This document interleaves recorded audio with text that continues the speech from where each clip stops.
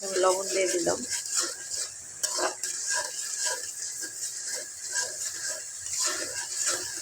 দুই চামচের মতো আদা বাটা দিয়ে দিব আর কি।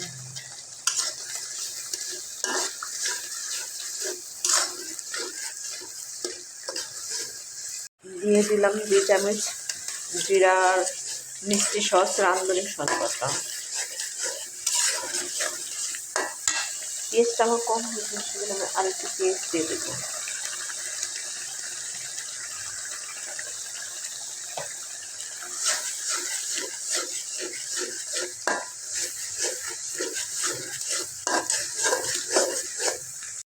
এখন আমি হাফ চামচ হলুদ বাটার দেবো।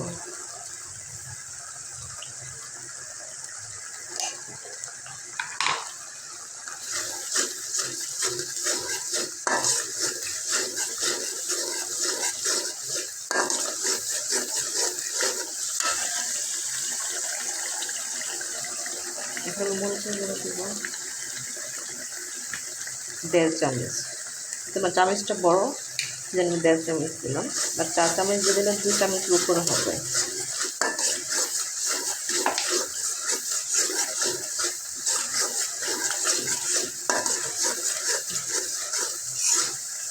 মাংস মশলা দিয়ে দেবো।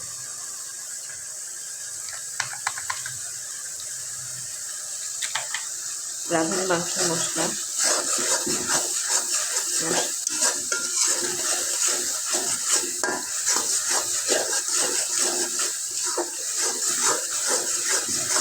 মশলাটাকে ভালোভাবে কষাই নেব।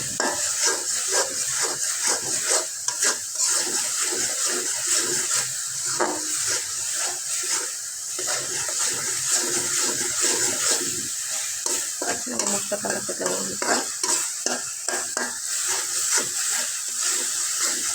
আপনি মশলাটা যত ভাজবেন ভুঁড়িটা কিন্তু তত মজা হবে।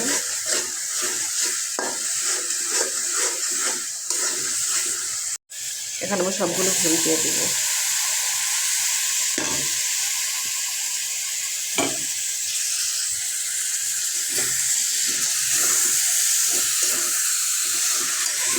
এখন ভুঁড়িটা ভালোভাবে নাড়াচাড়া দিয়ে নেবো।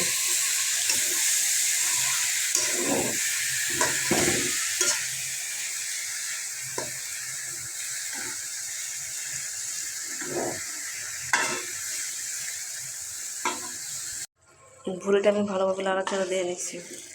এই ভুঁড়ির পানি দিয়ে এখন আমি কতক্ষণ ভুঁড়িটা রান্না করব। পরে পানি দেবো, আগে ভুঁড়ির থেকে পানি দিয়ে পানিটা উঠলো মশলার পানি, সেটাতে আমি রান্না করব। ভুঁড়ি কষানোর দিয়ে পানি দিয়েও ওটা আমি সিদ্ধ করতেছি। পানিটা শুকিয়ে গেলে পরে আমি এক্সট্রা পানি দেবো। ওই ভুঁড়ির থেকে আর মশলা কষানো থেকে পানি যেটা উঠছে সেটা দিয়ে আমি এখন এটা সিদ্ধ করবো আর কি।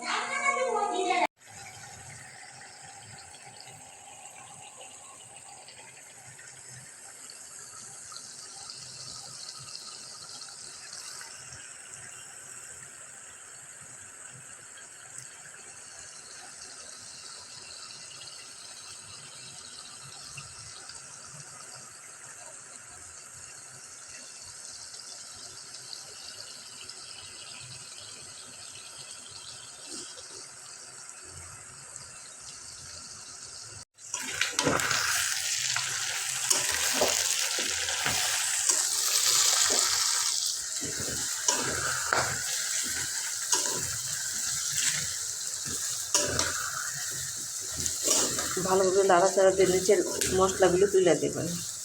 তাহলে দেখা গেছে যে মশলা যাই কি নাহলে কিন্তু নিচে লাগিয়ে গেলে আর ঠিকমতো ভাজা হবে না। মশলাটা পুরোটাই আপনার তুলতে হবে। আমি দিয়ে দিই, নাড়াচাড়া দিয়ে দিই। দেখ কালার কীরকম হচ্ছে।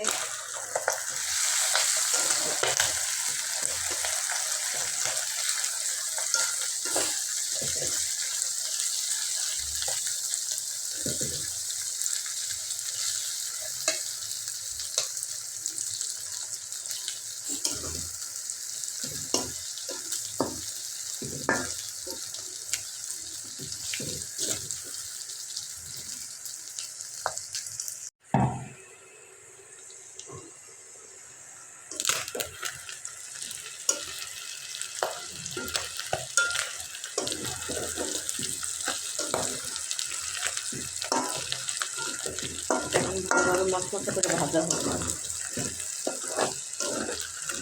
দেখেন আমাদের মশলাটা ভাজা হয়ে গেছে, আজকে কালচে কালার আসতেছে।